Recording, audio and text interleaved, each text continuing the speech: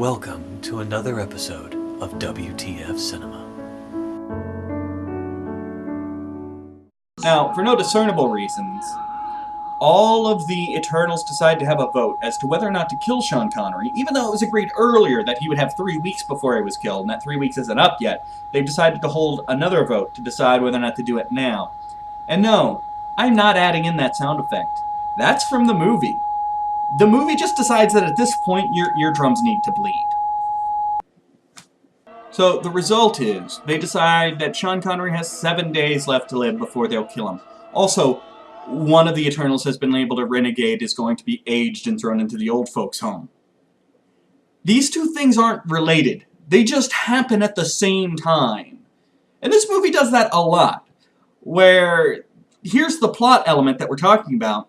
Oh, and here's a completely unrelated thing with no build-up or explanation that's going to happen at the same time.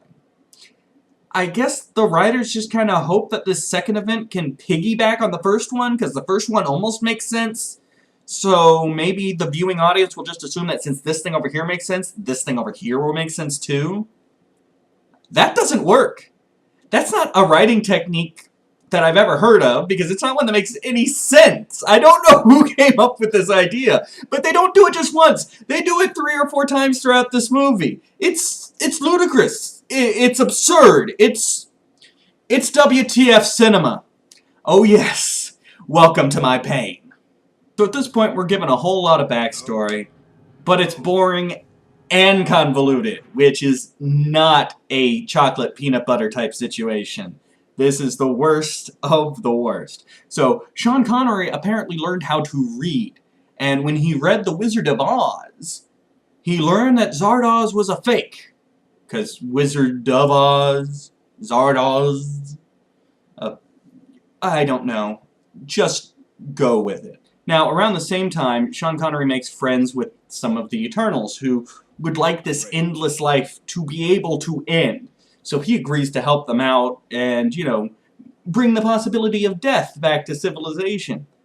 Can I also point out that the opening scene of the movie, where the outcasts gathered around the giant head, and then we cut immediately to Sean Connery having snuck into the thing, those two scenes had nothing to do with one another. There were years between those two scenes, because he didn't learn to read until after that first scene. So once again, the movie gave us 2 events right next to each other that had nothing to do with one another. Thanks, movie. As a result of Sean Connery being in the civilization starts to break down, I guess, because he's making them question their ways, even though we never see him make them question their ways. They just spontaneously start questioning their ways. But the plot breaks down before society does, because various factions of the Immortals decide to team up with Sean Connery to help bring about an end to this endless civilization. Except they agree to it, and then 5 minutes later they're hunting him down to kill him, and then 5 minutes later they're trying to prevent him from getting killed so he can keep this promise. And the enemies are the same way. They're like, we have to hunt him down and kill him. No, wait, don't kill him. We should study him. Now we have to kill him. And the elderly people are the same. Like, nobody can agree on what their motives are. And when their motives shift, we're never really given a reason for this shift. It's like the start of every season of Heroes, where all of a sudden, everybody radically changes their morality, and we don't know why.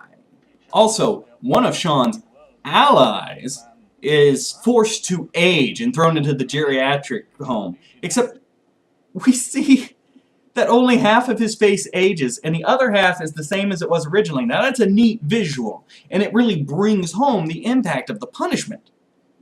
But nobody else looks like this. Everybody else is just old, and I'm not even sure how half-aging a face works. No explanation is given for it. They don't explain, we're going to give him a worse punishment than ever before. He'll still be able to see half of his youth in the mirror. No. They just did it because it looks neat. There's no reason, there's no explanation, and it makes no sense! Sean Connery has still made no attempt to actually achieve this goal that he's promised of ending this cycle of endless life. But one of his former enemies approaches him and makes him a deal. She wants to start a new life out there. Once he breaks the cycle of death, she wants to ride out there with a couple of her people, and they will start a new civilization. Despite the fact that we have a civilization out there already. Fine, she wants her own. Cool. Now, in order to set this up, she wants to do two things. She wants to give Sean Connery, through magical osmosis, all the knowledge of mankind, science, history, art, everything. And in exchange for making him the wisest, most all-knowing person in the history of mankind, he will inseminate several of the women so they can go out and be pregnant. That's exactly the kind of deal I expect my enemies to give me. By the way, women, if any of you would like to give me amazing, immense knowledge in exchange for me inseminating you with that hot insemination sex, I'm willing to negotiate. Just let me know. So at this point, a rejuvenated Zardoz shows up, chews some scenery, and leaves. The movie made it very clear early on that he was going to be coming back because they can't really die. But it waits till near the end of the movie, and then he still doesn't really do anything. This movie is so full of things not happening. We know what's supposed to happen, and then we watch as it doesn't. And doesn't. And doesn't. It's not even padding. There aren't words for this. It refuses to get into first gear. The movie just insists on sitting and idle and not moving forward, despite the fact that we all know what it is. And then suddenly, it's 5 feet down the road. I mean, it's still nowhere near its destination, and we didn't even get to see it progress. I hate this movie. Alright, I'm going to be entirely honest with you guys. The plot stalled out like an hour ago, okay? We're almost at the end, and a lot of nothing has happened. So we're just going to wrap this thing up and call it a day, alright? So Sean Connery manages to destroy the device that was keeping people locked in this cycle of endless life. A couple of the people he made friends with go off and to start a new life of their own. Meanwhile, his old friends from back in his hunt and killing days raid the compound and kill pretty much everybody else. The end. That was Zardoz. Now let me say this.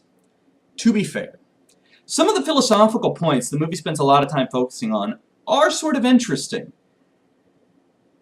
There's a germ of a really good movie buried in this, but it gets lost in the sheer silliness of the way everything has to look.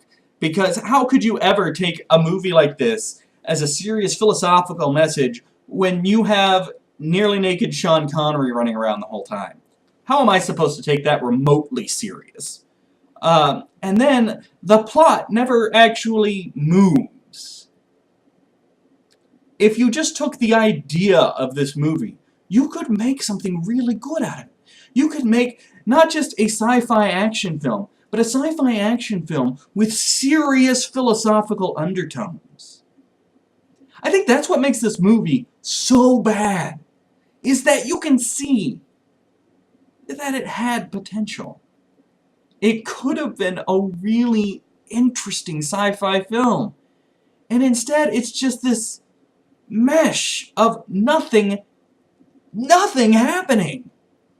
It is so bizarre. It was hard for me to break this down to explain to you, because at least 40 minutes of this film are nothing happening and everybody acting like something happened.